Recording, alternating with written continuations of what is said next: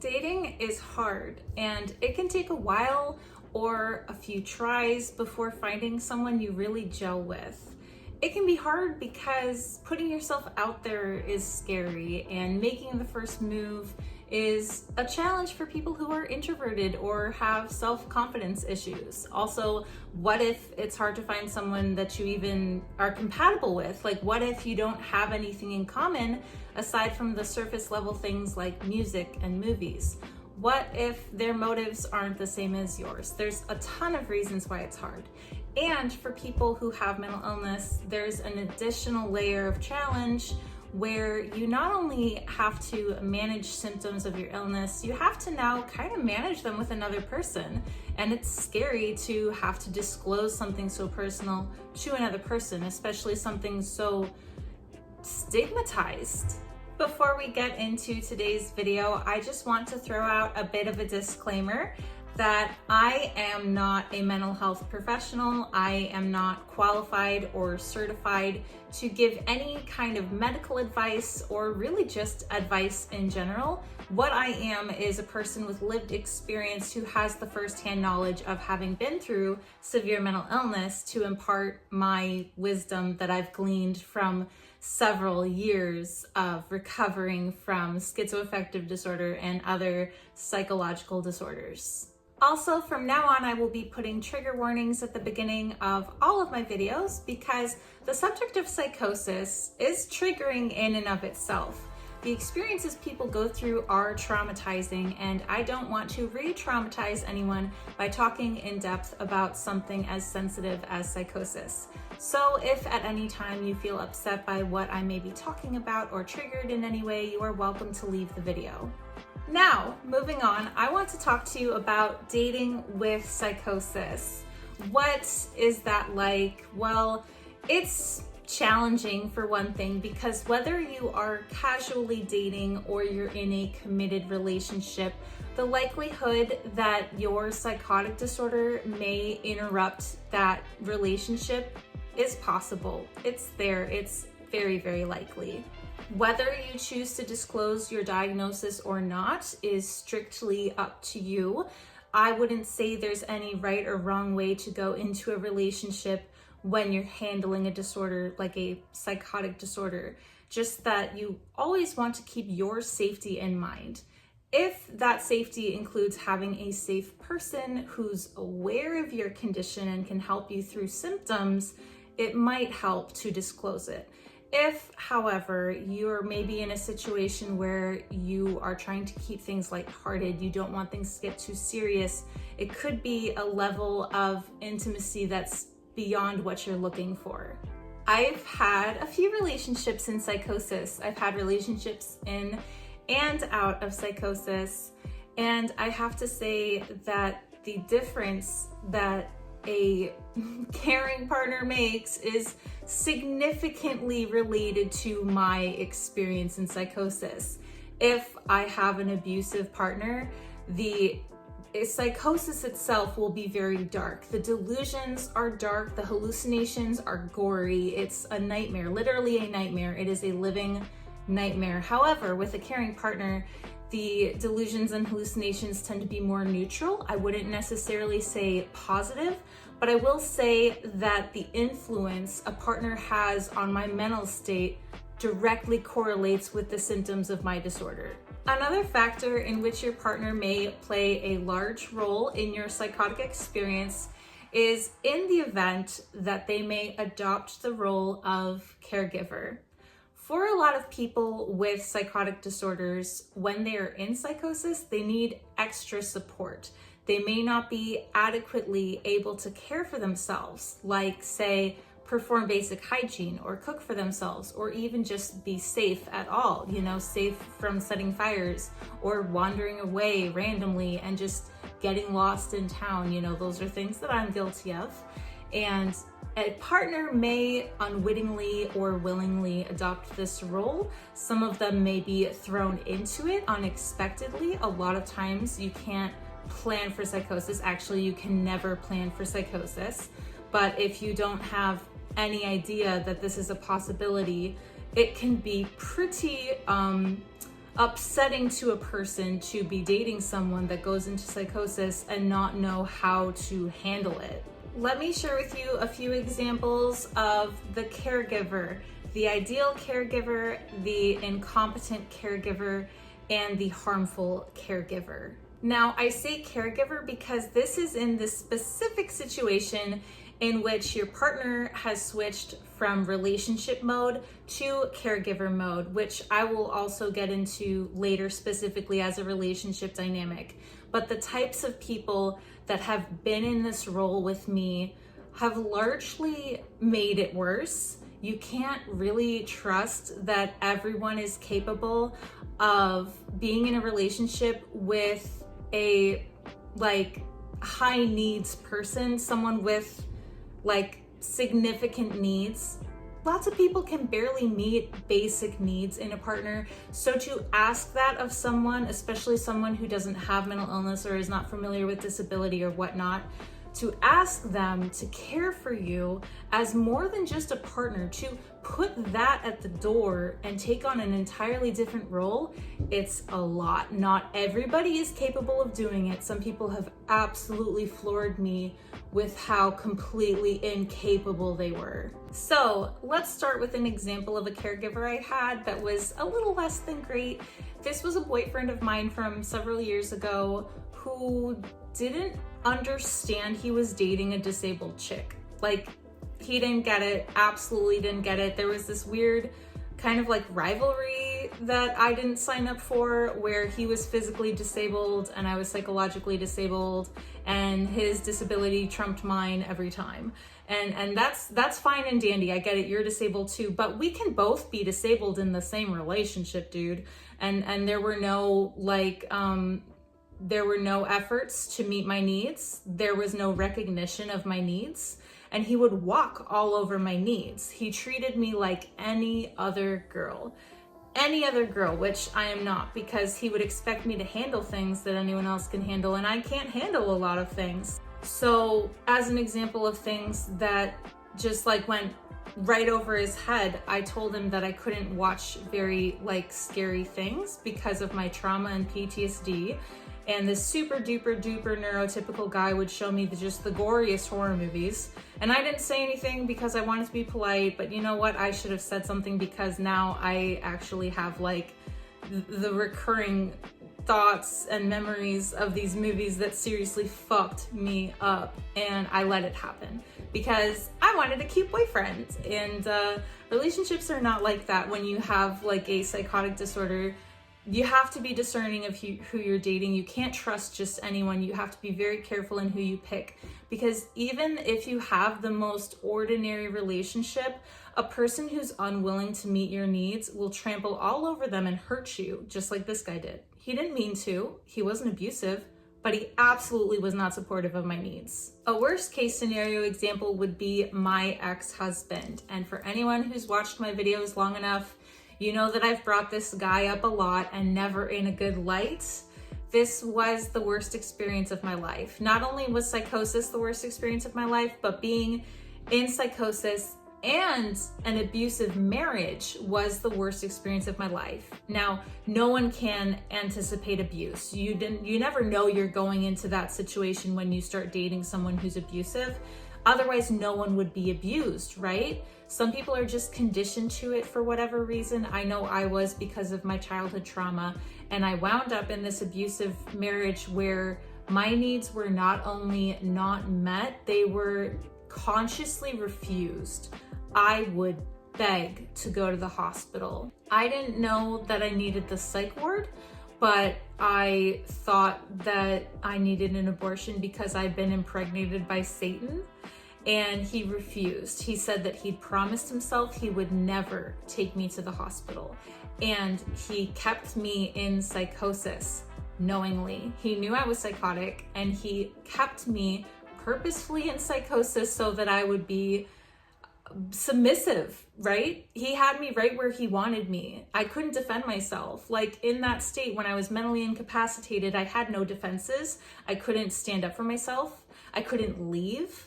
I didn't understand what was happening, and that's what he wanted. Now that's just sick. That's just seriously sick and fucked up.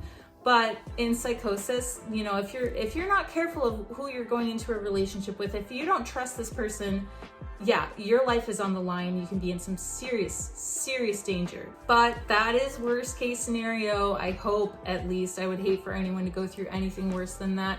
That is just like, that is the worst I've ever had it. But on the flip side, the best I've ever had it is the relationship I have now with my fiance. We will have been together 5 years in July, and I went into psychosis right at the beginning of our relationship. We had been dating for, I think, 3 months, and I went into psychosis, and this actually worked. Like, it actually worked, because at this point I had dated people who would not meet my needs. I had married this guy who refused my needs.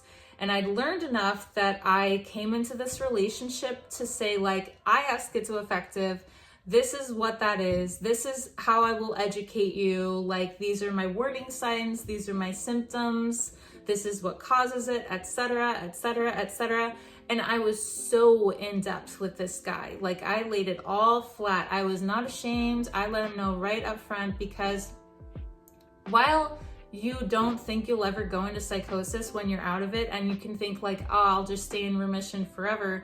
That's not always the case. I never know that it's going to happen until it's over. And I went into a psychotic episode because of poorly managed medication, not on my part, on my prescriber.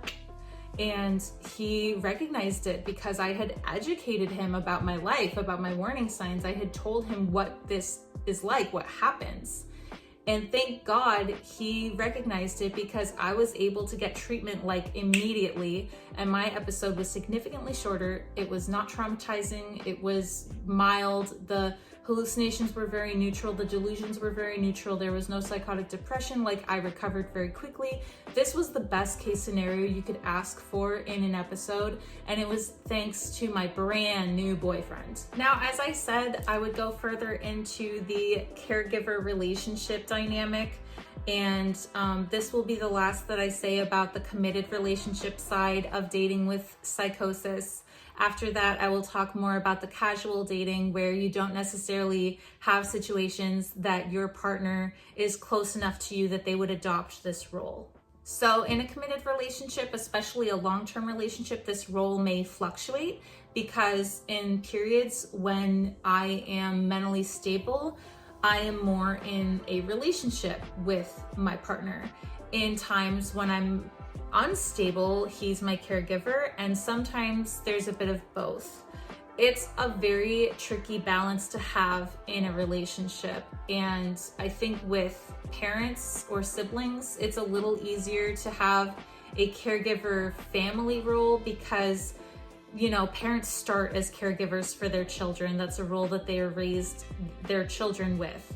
With a romantic partner, it can be really frustrating for both people, because what about sex? Like, what about your sex life when you are no longer in this relationship and you're caregiving?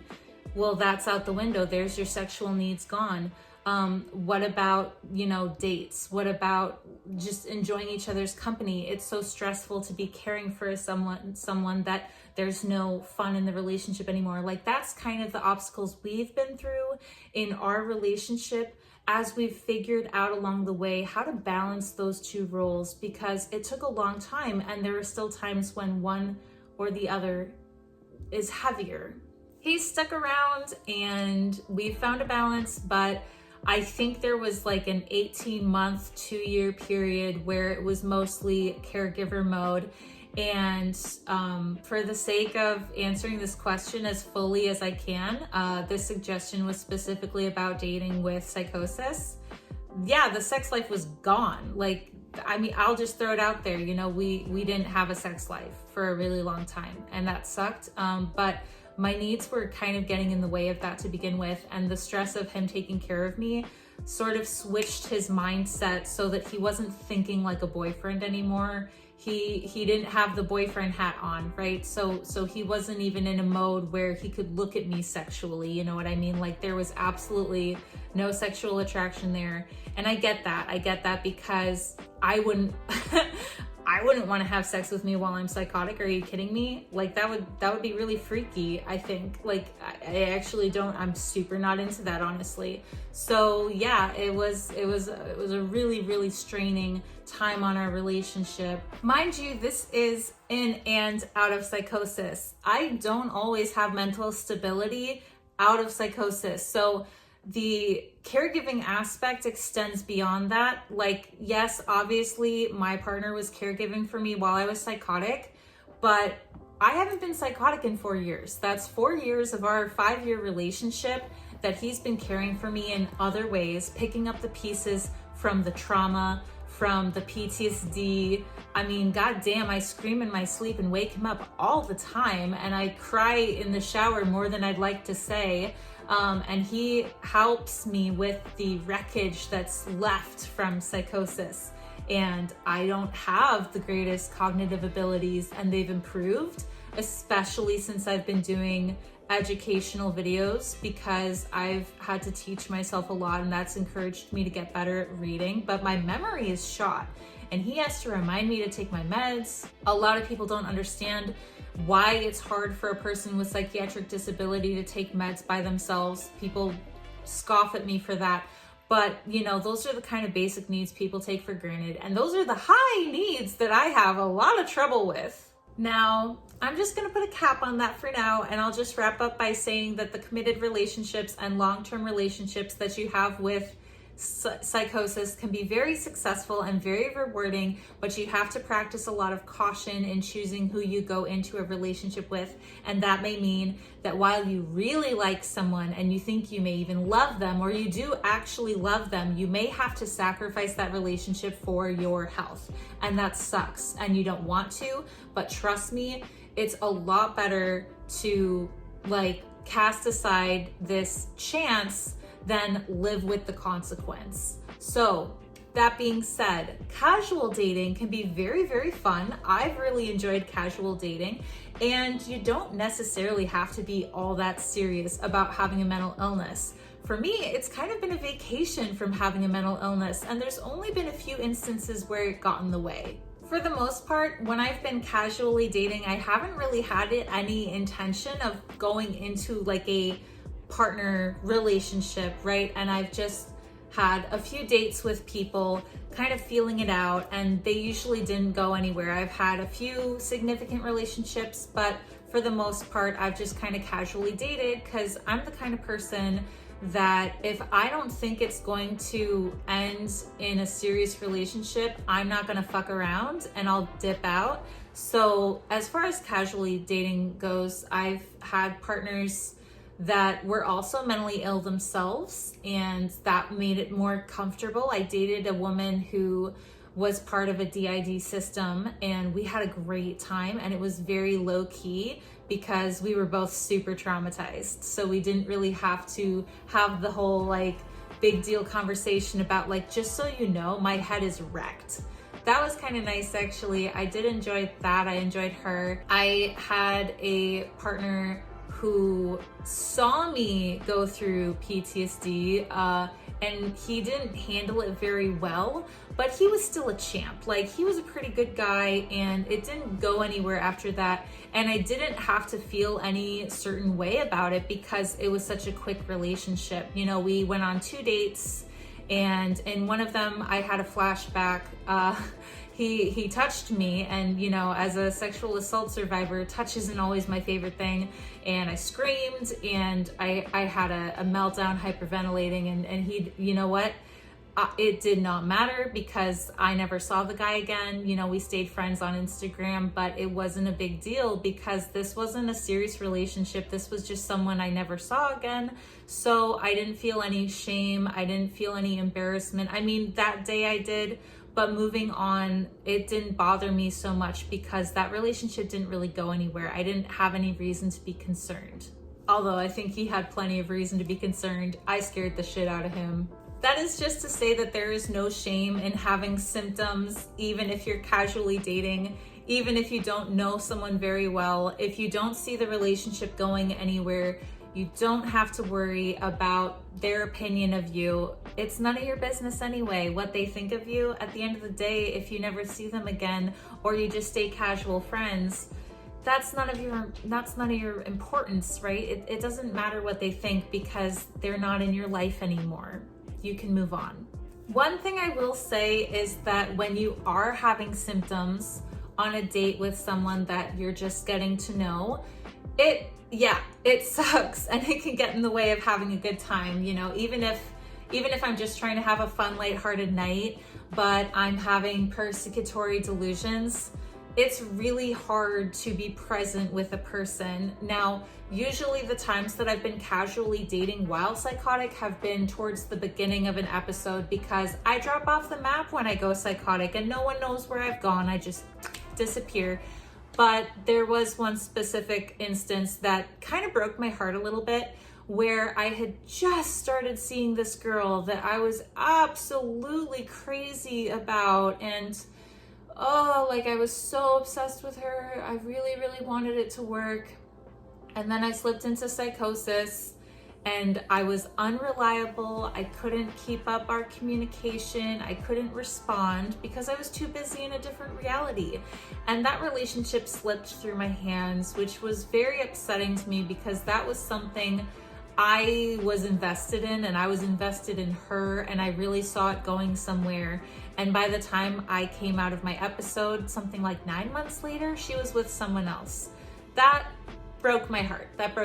And I still think about her and it still breaks my heart. But there's nothing I could do about it. And at the end of the day, I just have to be grateful for my health and, suck it up and move forward. I can't let myself be upset about lost opportunities, even if they were relationships I saw going somewhere, because my health is so much more important than any relationship with anyone. And I think that's kind of the moral of this entire video, is that your health is more important than any relationship with anyone. My health is more important than my relationship with my fiance, and he's the favoriteest thing in the world to me. Like, he's my happiness, he's my joy, he gives me life, he saved my life, and my health is more important than that. My health is more important than the most important person in my life. So it has to be. I have to make it that priority. I can't let my relationships go above my mental health, because without my mental health, I have no relationships.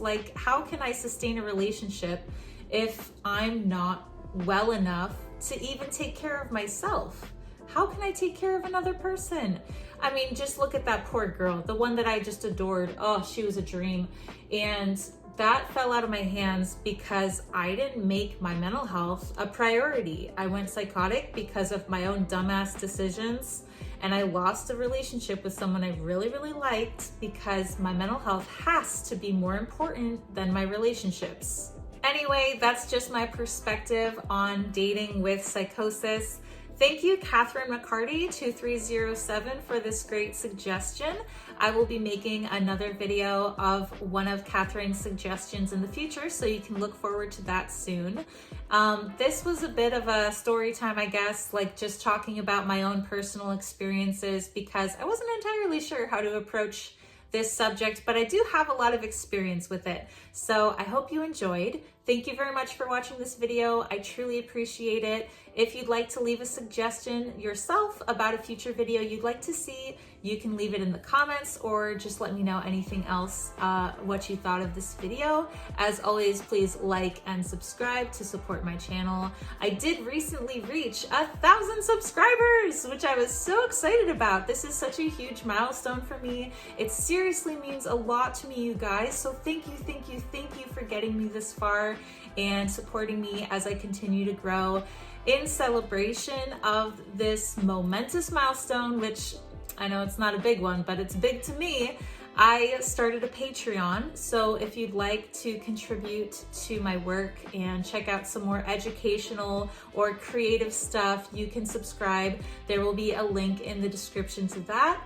And I put out videos every Thursday/Friday. So if you'd like to see more, there's another one coming soon. Thank you. Bye.